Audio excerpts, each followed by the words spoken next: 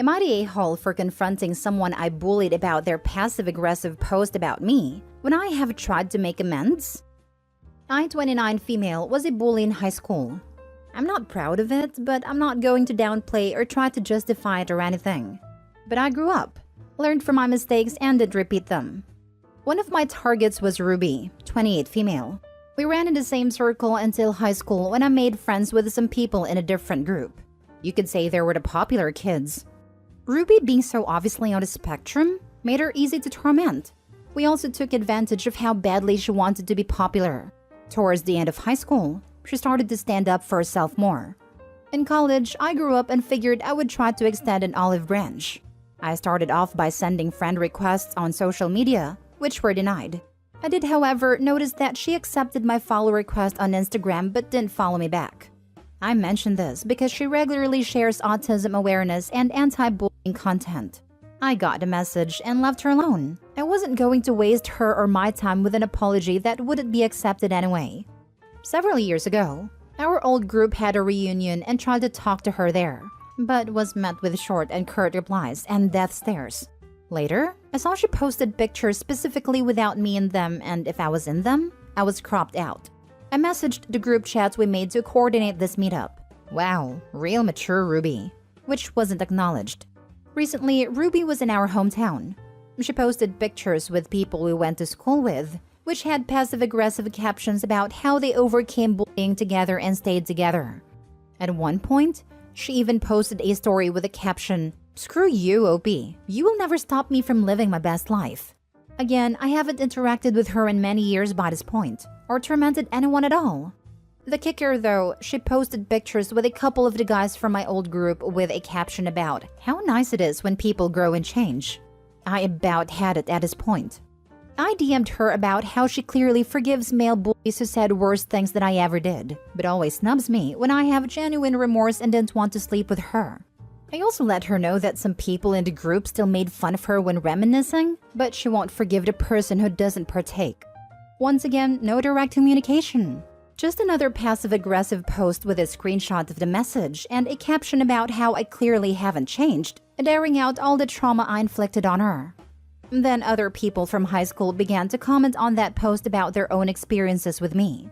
Some even started to DM me and call me out on behavior from over a decade ago, when I haven't repeated. Am I really an a-hole for calling out hypocrisy like I see it? Like, yeah, she can choose who she forgives, but I can honestly say that others in the group treated Ruby much worse than I ever did. I actually am sorry, and this is the one time I expressed any annoyance at this whole situation. Now for the top comments. I didn't even read anywhere you gave a legit apology. You're the a-hole. Exactly. Opie never said sorry. She sent a friend request which was denied. You can send people messages without being their friend. It just lands in the other folder, or she could ask a mutual friend to forward her the written apology. She had options to message and apologize, and she didn't take it.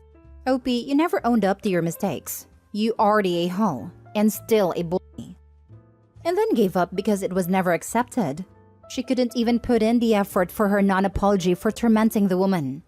And that assumes all anti-bullying messages are passive-aggressive towards her.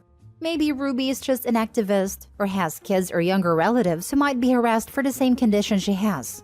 But of course, Opie's passive-aggressive remark of, "Wow, real mature," is totally fine and dandy. Opie should just leave her alone. You're the a-hole. You tormented this girl and you admit it. She's made it clear she wants nothing to do with you. Grow up and leave her alone. Opie didn't apologize. As far as Ruby knew at first, Opie was trying to pretend they were good and nothing happened. Ruby tried to make her point over and over, that being treated like that hurt and had an impact, and from Ruby's point of view that Opie was ignoring. Then Ruby made a point that she's not acknowledging Opie, to which Opie told her, "Real mature." Opie never apologized, and each interaction behaved worse and worse. And as far as Ruby knows and can see, Opie has continued her old habits and intimidation tactics. She sent friend requests on social media. That is totally an apology. Jeez, what more do you want? Opie bullied this poor girl in high school and has decided the way to make amends is to harass her? She posted pictures with a couple of the guys from my old group with a caption about how nice it is when people grow and change. Maybe they actually did genuinely apologize and change, unlike OP. Next story. Am I the a-hole for telling my cousin and his wife it serves them right that their daughter wants nothing to do with them? My cousin Mark and his wife Patricia have 2 children, Jennifer and Lexi. School was very difficult for Jennifer. She had many problems with boys, and a traditional school environment just didn't accommodate her learning style. Lexi performed very well in that environment. Lexi was able to skip a grade in elementary school and was considered a violent prodigy. Instead of trying to help Jennifer with her learning struggles or encourage Jennifer's talents, Mark and Patricia would negatively compare her to Lexi. Things like, Lexi has twice as many friends as you, and she's 4 years younger. Or, Lexi skipped a grade and has all A's, yet you're only getting a C in English. Or, Lexi can do things that are actually useful. Mark and Patricia would talk about raising Jennifer and Lexi by saying, the screw-up always comes before you do something great. I would stand up for Jennifer, because Mark and Patricia were clearly hurting her with such incredibly cruel statements. Mark and Patricia would only respond that we were both being oversensitive, and how their comments were good because they would motivate Jennifer to be as ambitious and advanced as her younger sister. Jennifer and Lexi are now adults. Jennifer moved out as soon as she financially could and has had no contact with Mark or Patricia since. Lexi fell into bad habits when she entered college and eventually dropped out of the university. She no longer plays violin, also flips off and curses at her parents. She essentially told Mark and Patricia, screw you. It's my life and I'm doing whatever the heck I want with it. Because Lexi is no longer fulfilling their expectations or doing things they can boast about, Mark and Patricia are now trying to get back into contact with Jennifer. But Jennifer wants nothing to do with them. Mark and Patricia were complaining because after using a 4th phone number to contact Jennifer, she had just blocked them previously. Jennifer called them out for only contacting her because Lexi was no longer available. Mark and Patricia tried to get sympathy by saying they have no idea why Jennifer has abandoned them. But I told Mark and Patricia it serves them right that Jennifer wants nothing to do with them. They always made her feel invalued compared to Lexi. Of course, Jennifer doesn't want to be their golden child now that Lexi has lost their favor. Most of the younger family members agree with what I said, excluding Jennifer. Because Mark and Patricia would have likely never contacted Jennifer if Lexi was still doing what they wanted. But most of the older family members said I was an a-hole because Mark and Patricia are realizing their mistake, and I'm just kicking them when they're already down. Even if Mark and Patricia were truly sorry for raising Jennifer as if she were less than Lexi, it doesn't excuse them from the consequences of doing it. But the older family members are saying it wasn't a time or place to say what I did. Am I the a-hole? Thank you for standing up for Jennifer. You have the right attitude, and it's not your fault they don't want to be confronted with her gross behavior. Too bad. So sad. Not the a-hole. Having someone stand up for you when your parents won't can make a huge difference for a kid. 100% this and not the a-hole. Where were the older family members when your cousin and wife were kicking Jennifer when she was down? I'm with Jennifer and you. You were wonderful to stand up for her when no one else would. To your cousin and wife, you reap what you sow. They are the a-holes. Not the a-hole. Pretty typical golden child scapegoat dynamic. I live this too, and I wish I'd had somebody like you speaking truth to my parents. You're not kicking them when they're down, because they're still saying garbage like this. Mark and Patricia tried to get sympathy by saying they have no idea why Jennifer has abandoned them. As long as they pretend to not understand and practice the missing reasons, somebody needs to tell them what's what. I'm glad Jennifer has you to do so on her behalf, since nobody else seems to care about her needs in all of this. Who abandoned who in this situation? The parents had abandoned any love or respect for Jennifer, long before she cut them out of her life. Not the a-hole. Not the a-hole. Throw the entire family away, especially Mark and Patricia. That's being horrible parents that play favorites. Jennifer is 10,000% justified in cutting them off. And quite honestly, I hope she freaking crushes everything she pursues in life out of mere spite. It's ironic because Jennifer's talents, which Mark and Patricia called useless and a waste of time, are causing her to thrive right now. Next story.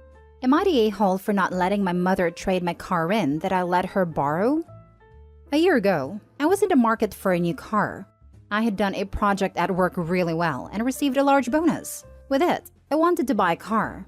I had my eye on an Infiniti, but it was a little out of my price range. However, with a trade-in and bonus, I could afford it. Around that same time, my mother-in-law was having car trouble and found out I was in the market for a new car. With typical begging, she asked me if she could have my car since I was going to buy a new one. Now, I don't have the best relationship with her. She has hated me since I got married, but we tolerate each other for my partner's sake.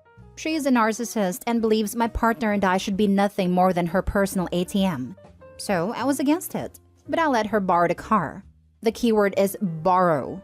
I gave her no title nor permanent rights to the car. Fast forward to a year later, maintenance is needed on the car. She always claims poverty when she wants something, and somehow expected my partner and I to foot the bill. When we said no, she wanted us to co-sign a loan for the maintenance, and once again, the answer was no. Fast forward a few weeks and we don't hear from her. The next thing we know, she pulls up in a new car. I had an eerie feeling, but proceeded to ask how she got it. She replied, "I traded in my old car." What?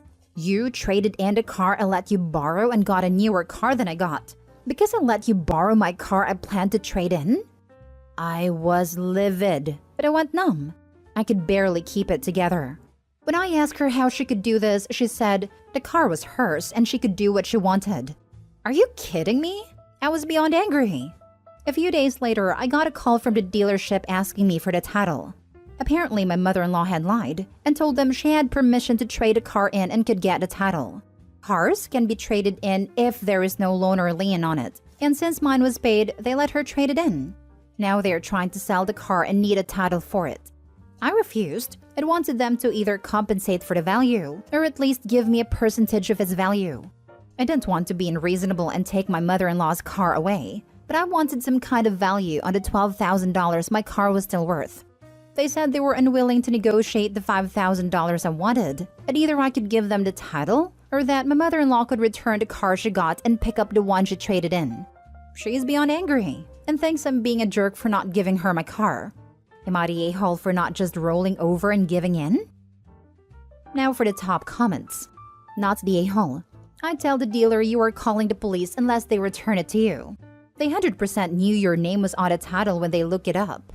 There is no way they thought mother-in-law owned a vehicle and her name was on it. They should have contacted you for the trade because you are the owner. A simple search with a VIN number would show mother-in-law is not the owner. I would give them till the end of business day. I think the dealership royally screwed up here. They should have searched the title before doing the trade-in. They failed big time. 100% report the car stolen, report to the police where it is, and let the police go collect it. Dealership has zero proof that you allowed this trade-in. They never should have taken possession without the title in hand. They screwed up and they need to fix it.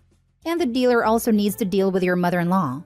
If I were you, I'd get my car back and go straight to CarMax and sell it immediately. End of story. Info. What does partner have to say about all of this? After all, it is their mother. My partner is beyond angry and has cut contact. They're even more upset than me because of the pattern of behavior over the years. Mother-in-law has always been a thief and justifies it by saying the people she takes from have more. Last story. Am I the a-hole for telling my son he doesn't need one of his nannies? My son has 7 kids. 15 female, 10 male, 8 male, 6 female, 5 female, 3 female, and 6 months male. My son and daughter-in-law have 3 nannies. Maria and Sarah works weekdays, while Louisa works weekends. My son works a lot, but my daughter-in-law works part-time and is usually home by 1. Some backstory. Maria and I did not get along at all.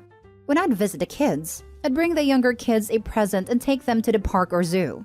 She always picked a fight with me for not doing the same with his oldest, even though she's a teenager and doesn't need someone to bring her a Barbie and take her to the park. I've also not been able to see or talk to my grandkids since before my grandson was born because of a lie that Maria told to my son. My son's oldest daughter is very sick. She takes a lot of medicines, and I talked to her once about living a more natural lifestyle so she could eventually get off her meds. Maria told my son I tried to convince his oldest to stop taking her medicine. Son also has the option to work from home. He usually chooses to work from the office, but Maria needed 2 days off so he stayed home with the oldest and the youngest. Maria works mornings and Sarah works afternoons. He and I were supposed to go out for lunch that day, so he called to cancel and explained why. At the end of the day, I asked him how his day with the kids was, and he said it was good, and it wasn't as hard as he thought. I asked why he has Maria if he could work from home and take care of his kids himself, but he got mad at me for trashing Maria. I've told him I think Maria is paid too much for very little work, and he knows she and I don't get along. But I'm not trashing her. I'm just saying he doesn't need her and can save a lot of money. Now he's saying he doesn't want to talk to me if I only want to criticize his family. They consider Maria family since she's been with them for 9 years. Am I the a-hole for telling my son he doesn't need Maria?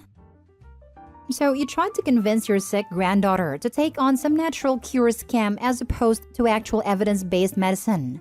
Maria told her father exactly what you actually did.